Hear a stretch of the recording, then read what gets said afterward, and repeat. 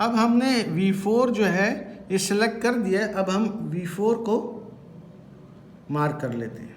अब ये हमारा U बन जाएगा और फिर देखेंगे उसके साथ जो जिस V की हम बात कर रहे होंगे फिर उसको डिस्कस करेंगे। अच्छा, तो V4 को क्यों पिक किया था? क्योंकि इसका डिस्टेंस जो था सोर्स से सबसे कम था, 1 था। V2 को हमने पिक नहीं किया, इसके अलावा बाकी को तो कर ही नहीं सकते। ठीक है, सिर्फ उनको कर सकते हैं और बाकी को तो खैर इन्फिनिटी था ना बहुत ज़्यादा। और इसको तो इसलिए नहीं कर सकते क्योंकि ये ऑलरेडी नोन है। सही है, जो अननोन होते हैं उन्हीं को आप नोन करा सकते हैं ना। अच्छा, V4 को हमने मार्क कर दिया।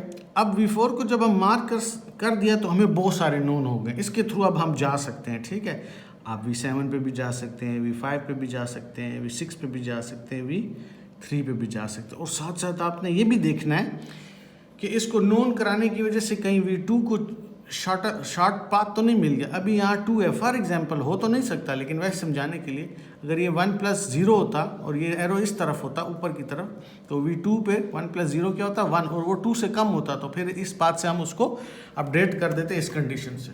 इसको समझे? अच्छा, एनी हाउ V1 के लिए तो उसी तरह ही रहेगा 0 और UN। V2 के लिए भी इस तरह रहेगा क्योंकि ये अपडेट नहीं हो सकता। ठीक है, नया जो उसको नया कोई और पाथ मिला है समझने के लिए देख लेते हैं। और कोई रास्ता भी नहीं है यहाँ से। अगर हम जाएं, यहाँ जाएं बहुत लंबा है। ठीक है, कोई फ़ायदा नहीं है। इसको V2 और इसका पेरेंट भी V1। हाँ जी, ये नया आया है V3। क्या इन्फिनिटी से ये ज़्यादा है और कम है? V3 का रास्ता अगर हम देखें तो इसको ये U है और ये V है आपके पास। अब फार्मूले में डालें। ठीक है, यहाँ पर डालें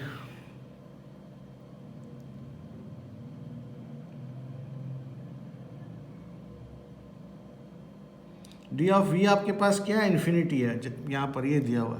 ठीक है, V3 का जो है, अब V3 की हम बात करें तो ये infinity is greater than D of U क्या है? D ऑफ V4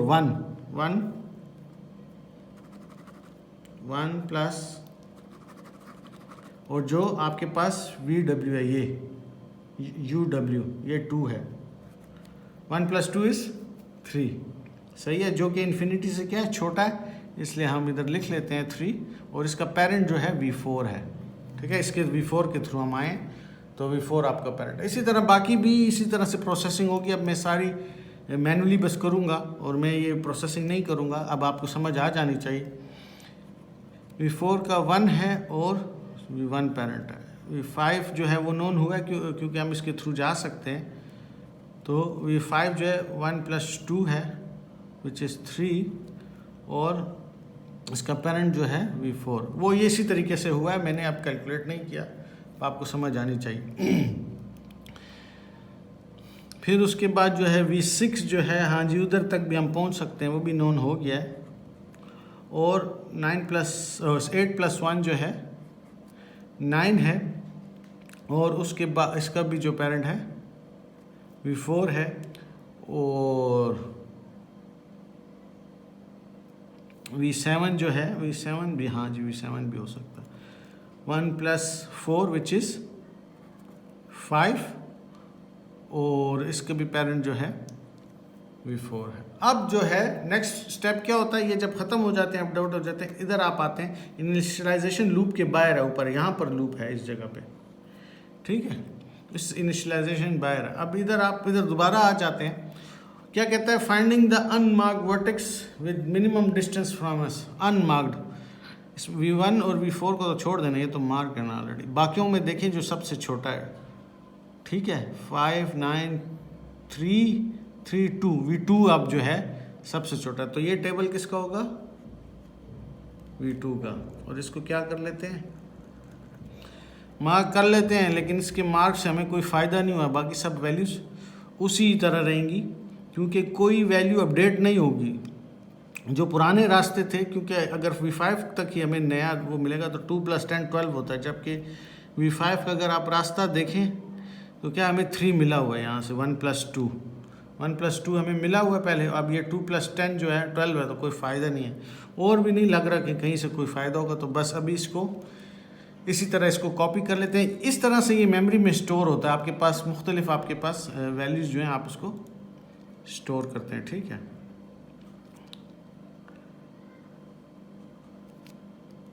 ये बिल्कुल बस इसी तरह आ जाएगा, ठीक है, कुछ फ़ायदा में नहीं हुआ। अब मेरे ख्याल से अगले 2 स्टेप्स में नहीं फ़ायदा होगा, आखिर में जाकर आपको फ़ायदा होगा जब V7 जो है नोन होगा। लेकिन देखते हैं, इसको जल्दी से कर लेते हैं।